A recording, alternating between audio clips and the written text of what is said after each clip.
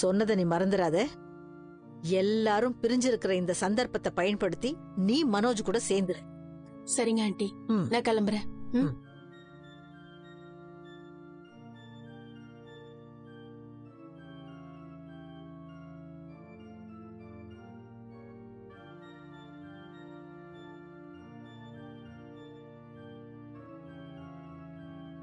ரவி, இந்த பில்லையும் சேர்த்து எழுதிக்கோ. ஸ்ருதி, டேய் வாடா. ஹாய் முத்து, வாங்க. மீனா அம்மா அப்புறம் இருக்காங்க. புது இடம்ல, செட் ஆக கொஞ்சம் டைம் ஆகும். எவ்வளவு நாள் ஆனாலும் அம்மாக்கு அங்க செட் ஆகாதுடா. ஏன் அப்படி சொல்றீங்க?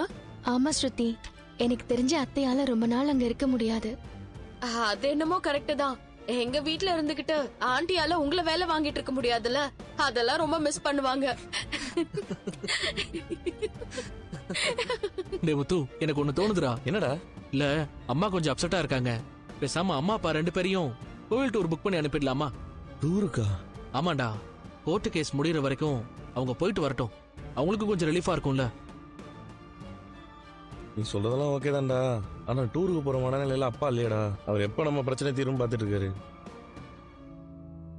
அதுவும் இல்லாம மாமா இப்ப அத்தை மேல கோவமா இருக்காரு. கண்டிப்பா இதுக்கெல்லாம் ஒத்துக்க மாட்டாரு. அப்ப இதுக்கு என்னதான்டா வழி? வேற வழியே கிடையாது. கோர்ட் லீவ் முடியற வரைக்கும் வெயிட் பண்ணி தான் ஆகணும். ஹலோ गाइस, மாமா வாங்க ஸ்வேதா. எப்படி நீ நாங்க எல்லாரும் இங்க இருக்கிற நம்ம பார்த்து கரெக்டா வர? ஸ்ருதிக்கு ஃபோன் பண்ணிருந்தேன். நீங்க வரப்போறதா சொல்லிருந்தாங்க. அதான் அவங்க எல்லாரையும் பார்த்து ஒரு முக்கியமான விஷயம் சொல்லலாம்னு வந்தேன். என்ன விஷயம் ஸ்வேதா? நம்ம வீட்ல இருக்கிற ப்ராப்ளம பத்தி எங்க அப்பா கிட்ட சொன்னேன். என்கிட்ட நான் சேவ் பண்ணி வச்சிருக்கிற ஒரு 5 lakhs நான் FDல போட்டு வச்சிருக்கேன். அத உங்களுக்கு கொடுக்கலாமான்னு கேட்டேன். அவரு தாராளமா கொடுன்னு சொல்லிட்டாரு.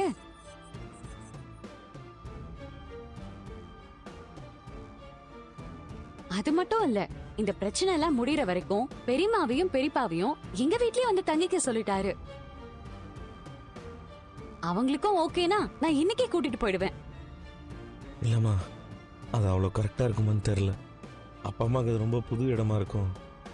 அது மட்டும் இல்லாம இந்த பிரச்சனை முடியும் என்ன எத்தனை நாள் ஆன வர தெரியல. எத்தனை நாள் ஆனா என்ன, அதெல்லாம் ஒண்ணும் பிரச்சனை இல்ல. அவங்க எங்க வீட்ல வந்து இருக்கட்டும், நாங்க பாத்துக்கிறோம். நீங்க இவ்ளோ தூரம் பண்றேன்னு சொன்னதே ரொம்ப சந்தோஷமா இருக்கு ஸ்வேதா. நெருங்கின சொந்தமே யாரும் ஃபோன் பண்ணி ஒரு வார்த்தை கூட கேட்கல. உன்னை கொஞ்ச நாளா தான் தெரியும். எங்களுக்காக நீ இவ்வளவு யோசிக்கிறியம்மா. இப்படி ஒரு தங்கச்சி கிடைச்சது எங்களோட அதிர்ஷ்டமா. அவ்ளோ பில்டப்லாம் வேணானா, என்னால முடிஞ்ச ஹெல்ப் பண்ணணும்னு நினைக்கிறேன். நீ இந்த அளவுக்கு பண்ணணும்னு நினைச்சதே பெரிய விஷயம். தேங்க்ஸ். இதெல்லாம் கொஞ்ச நாள் தானே. எங்க அம்மா இவங்க வீட்லயே இருக்கட்டும். இப்ப கடனை எப்படி அடைக்கிறதுன்னு தான் யோசிக்கிறோம். இந்த கடனுக்கு பதிலாக இன்னொரு இடத்துல கடன் வாங்கி இந்த கடனை அடைக்கலாம். அது ஒண்ணுதான் இப்ப அவசரத்துக்கு பண்ண முடியும். இந்த மாதிரி சூழ்நிலை ஒருத்தருக்கு வந்துட்டு அவன் கடைசி வரைக்கும் கடன்காரனா தான் இருக்கணும் போல. ஏங்க, ஏன் நீங்க அப்படி எல்லாம் சொல்றீங்க? அப்படி எல்லாம் ஒண்ணும் இல்ல. இந்த கடனை அடைக்கலான்னு எனக்கே நம்பிக்கை கொடுத்தது நீங்க தான். இப்ப நீங்களே இப்படி பேசினா எப்படி? கடனை அடைச்சே தீரணும்னு மன உறுதியோட நம்ம சம்பாதிப்போம். நிச்சயமா நம்மளால முடியும். அண்ணா, நான் தான் என்கிட்ட இருக்கிற 5 lakhs தரேன்னு சொல்லிட்டேனே. இல்லம்மா, அந்த 5 லட்சத்தை சம்பாதிக்கிறதுக்கு நீ எவ்வளவு கஷ்டப்பட்டிருப்ப. அப்படி கஷ்டப்பட்டு சம்பாரிச்ச பணம்லாம் டக்குன்னு ஒரு நாள் போயிடுச்சுன்னா உனக்கு எப்படி இருக்கும்? அண்ணா, அதெல்லாம் ஒண்ணும் இல்லண்ணா. உங்களால எப்ப முடியுதோ அப்ப நீங்களே எனக்கு திருப்பி கொடுக்க தான் போறீங்க. இந்த மாதிரிலாம் உதவி பண்றதுக்கு பெரிய மனசு வேணும்மா. நீ சும்மா வார்த்தையில மட்டும் எங்களை குடும்பமா பார்க்காம இந்த மாதிரி செயலையும் காட்டுறப்பாரு. ரொம்ப நன்றிமா. எதுக்கு நன்றிலாம் சொல்றீங்க? இந்த மாதிரி எனக்கு ஒரு பிரச்சனைனா நீங்க பார்த்து சும்மா இருப்பீங்களா? அது எப்படி சும்மா இருப்ப? முதல்ல நான் தான் வந்து நிப்பேன். அப்புறம் என்னன்னா, உங்களுக்கு என்ன ஹெல்ப் தேவைப்பட்டாலும் என்கிட்ட சொல்லுங்க, நான் கண்டிப்பா பண்ணுவேன். தேவைப்பட்டா சொல்றோம் ஸ்வேதா. நாங்க முடிஞ்ச அளவுக்கு உழைச்சிட்டு தான் இருக்கோம். சீக்கிரம் தேவையான பணத்தை சேர்த்துடுவோம். அதுக்கு என்னென்ன வழி இருக்கோ அது எல்லாத்தையும் செஞ்சுட்டு தான் இருக்கிறோம். இந்த ஸ்டார் ஹோட்டலுக்குலாம் நிறைய ஃபாரினர்ஸ் வந்துட்டு போவாங்க. எனக்கு ஒரு ட்ரிப் வந்தது. ஆனா அவர் ரொம்ப பயங்கரமா இங்கிலீஷ் பேசினாரா, என்னால திரும்ப பேச முடியல.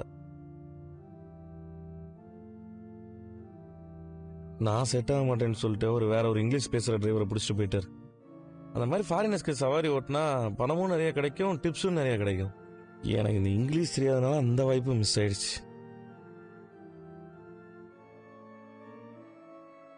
என்ன பண்றது, அதெல்லாம் சின்ன வயசுல கத்துட்டா உண்டு. இப்ப போனா மண்டையில ஏறுமா? முத்தண்ணா, இது ஒரு பிரச்சனையே இல்ல. எந்த லாங்குவேஜையும் எப்ப வேணாலும் கத்துக்கலாம். என்னமா சொல்ற? இனிமே என்னால கத்துக்க முடியுமா? அதுவும் நான் வேலை செஞ்சு எப்படி கத்துக்க முடியும்? தாராளமா கத்துக்கலாம்னா நிறைய இடத்துல கோச்சிங் கிளாஸ்லாம் நடத்துறாங்கல்ல, அங்க போனா சீக்கிரமே கத்து கொடுத்துருவாங்க. அப்ப என்னால கத்துக்க முடியும்ன்றியா? டேய் உன்னால முடியும்டா. மத்தவங்க பேசுறதெல்லாம் உனக்கு புரியும்ல? புரியும். டேய் எல்லாரையும் மாதிரி கோர்வையா பேசணும்டா. நான் சும்மா அடிச்சு விடுவேன்டா. அண்ணா ஆர்வம் இருந்தா போதும், பேச பேச கத்துக்கலாம்.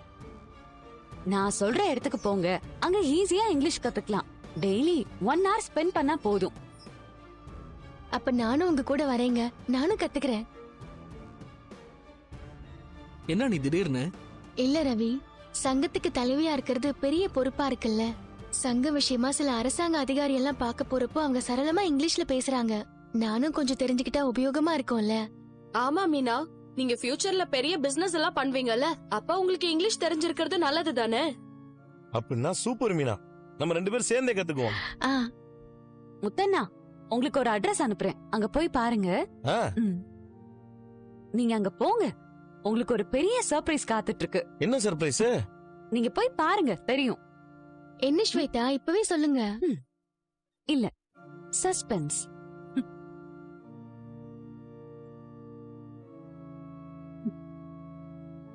உள்ள வரலாமா?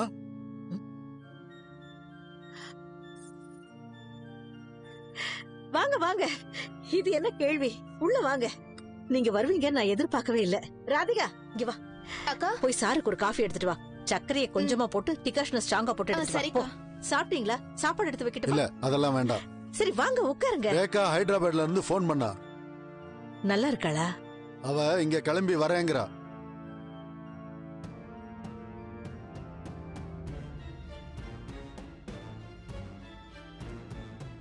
வேண்டாங்க,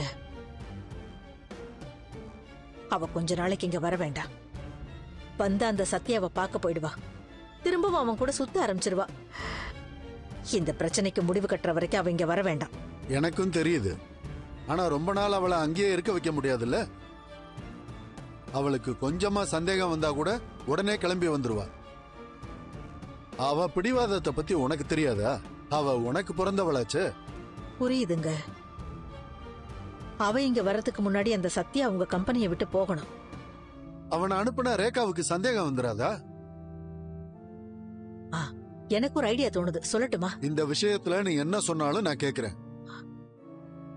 சரி வாங்க.